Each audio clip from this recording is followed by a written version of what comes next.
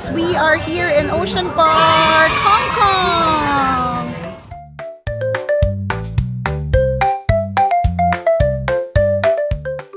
At ayun na nga, apakainit, sunugan to the maximum level. But let's go! Let's do this!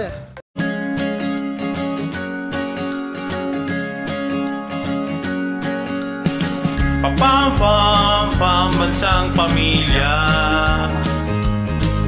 Daddy Ren, Mami Emmy, Princess Nicole Yala at si Prince Clarence. Mag-i-enjoy kayong sila'y kasama. Pam-pam-pam, bansang pamilya. Pam-pam-pam, samahan natin sila. Fun-filled na banding ng pamilya.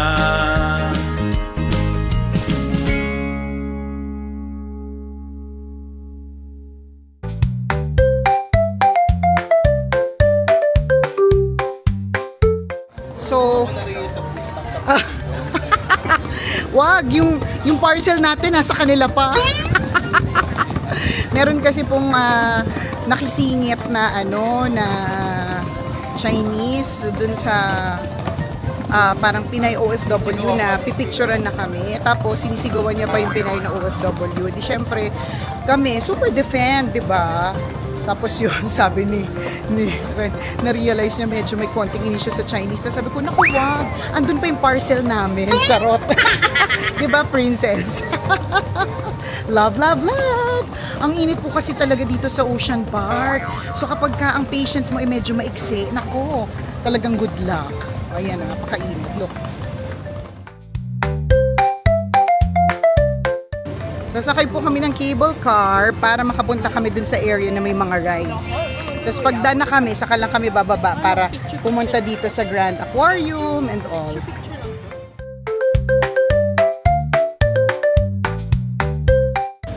Diyos ko po Lord, ang pakainit po. Practice na po ba ito sa impyerno? Charet! Okay, sige. So, the last time that we went here in Ocean Park was in 2017.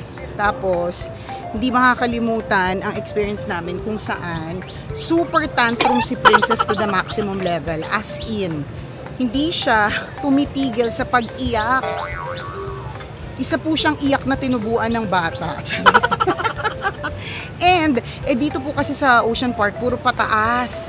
Tapos ako naman, di ko rin maintindihan kung bakit nakakaloka. Ako po ay naka-high heels. So karga-karga ko siya the whole time in high heels while she was crying in this extreme heat of the sun. At sinabi ko actually, prinamis ko talaga sa sarili ko, hindi na ako babalik dito sa Hong Kong na sobrang init ng panahon. Pero, ayun, hindi naman kami talaga bumalik. It's been a while. So 2017, 18, 19...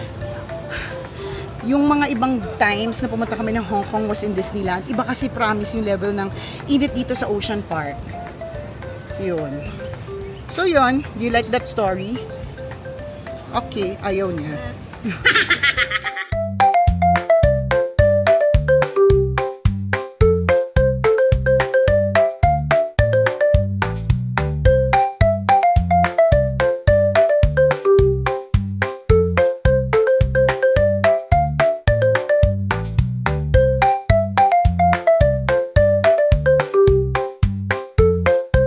So, nandito na po kami sa tuktok ng mountain.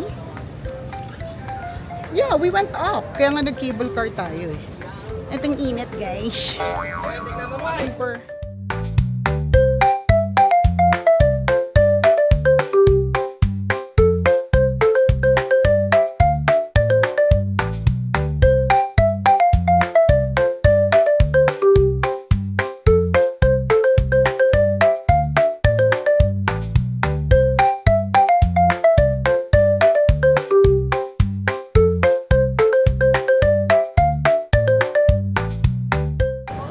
Point, parang di kakayanin ng sunscreen dito eh. Napakainit. Pero sige lang, ginusto natin to. Minsan na makapunta ng Hong Kong. Wait, may papasukan kami.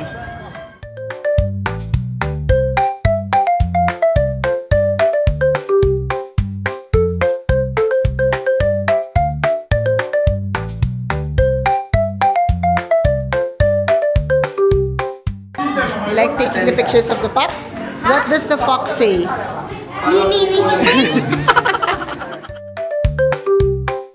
Oh, kakagaling lang namin dun sa Arctic.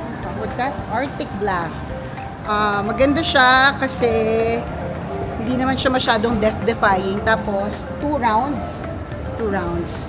Ngayon pupunta na kami sa North Pole Encounter. Nanginig pa ako. Grabe. Where's Daddy?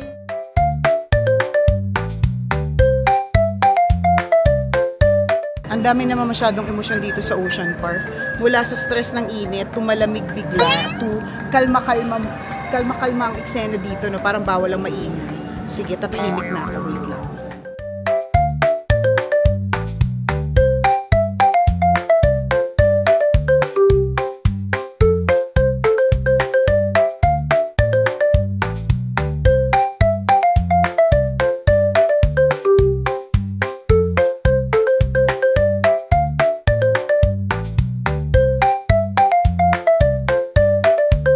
Mahilig sila maglaro sa mga perya-peryahan.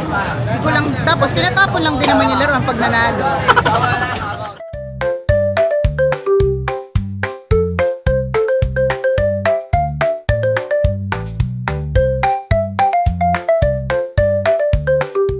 So ang init. Sarap ba? Masarap, tsaka madami. Baked spaghetti. So bumili kami ng baked spaghetti dun sa Marino Cafe. Tapos ang unang hinanap ni Prince is kung merong hotdog. O diba, as a Pilipino, ang may hotdog lagi.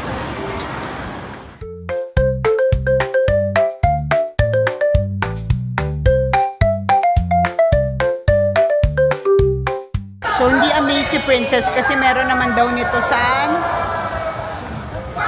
Sa Subic.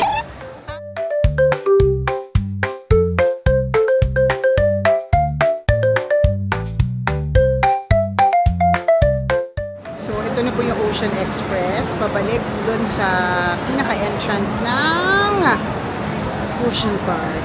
Spell Lapot. H-A-G-G-A-R-D. Lapot.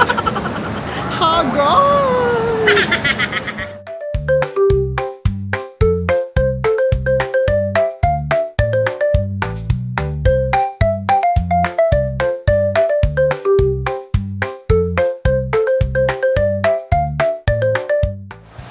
Sabi niya, bahala kayo dyan. Natutulog ako.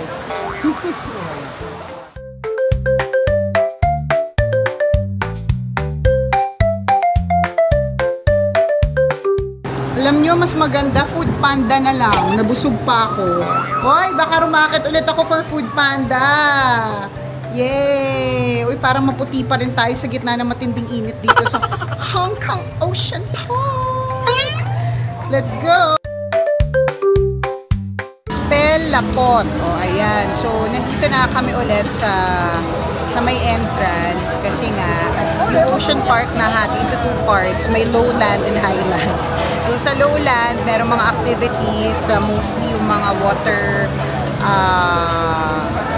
mga aquarium, mga animals, ganun. Tapos dun sa high part, which is kung magki-cable car ka or Ocean Express, it's yung mga rides, mas madaming rides doon. So now nandito kami, tapos isa sa mga pinuntahan namin ay yung indoor obstacle.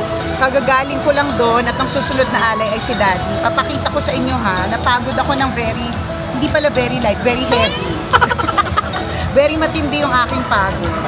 Kasi ito siya hindi naman ako sanay sa ganito eh. Wait.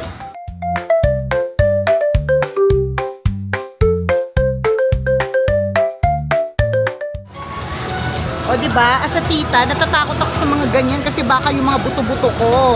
So ngayon, as ang uncle, si Daddy rin, siya naman yung alay ng mga kids. Si Prince kasi kailangan ng assistance. Although, feeling ko, hindi niya kailangan talaga ng assistance kasi iniwan nila ako dyan sa gitna ni Princess.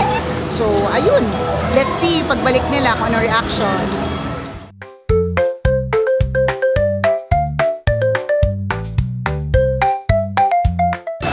Ramdam ko yung hingal niya, OMG.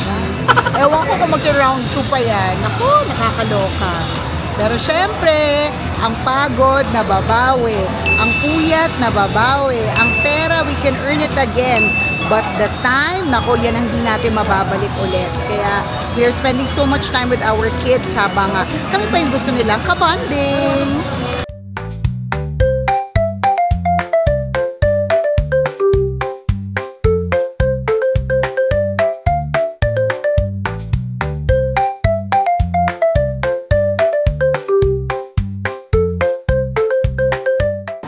We are going to the Grand Aquarium. So this is our last stop before we end our trip to Ocean Park.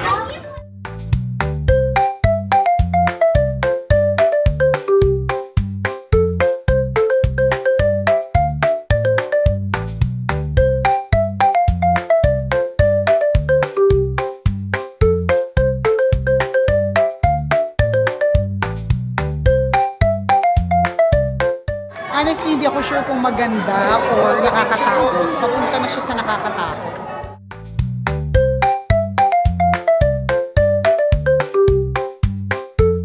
Okay, done with the Grand Aquarium, and so that ends our day here at Hong Kong Ocean Park.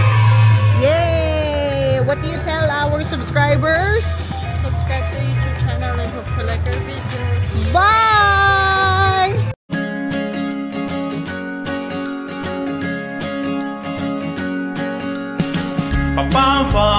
Pambansang pamilya. Daddy Ren, Mami Emmy, Princess Nicole Yala at si Prince Clarence. Mag-i-enjoy kayong sila'y kasama. Pambansang pamilya. Samahan natin sila. Fun-filled na banding ng pamilya.